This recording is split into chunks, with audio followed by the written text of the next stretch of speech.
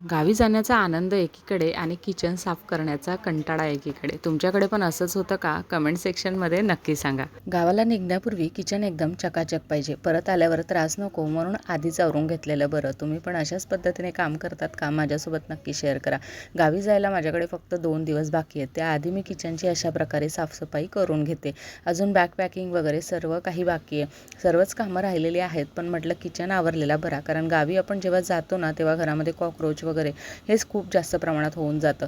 म्हणून मी नेहमीच जे आहे किचनची अशा प्रकारे साफसफाई करून घेते. सो मला असं किचन साफ केलेलं खूप जास्त आवडतं आणि जेव्हा असं किचन साफ होतं ना, तेव्हा मनाची शांती जी आहे ती अनदर लेवलची असते. सो आजचं जेवण वगैरे जे आहे ते मी सकाळी लवकरच उरकून घेतलं होतं. कारण जशीही माऊ झोपणार होती तसं मला किचन अशा प्रकारे डीपली क्लिनिंग करून घ्यायचं होतं. ट्रॉलीज वगैरे सर्व काही मी साफ करून घेतलेलं आहे आणि किचनही अशा प्रकारे स्वच्छ झालेलं आहे.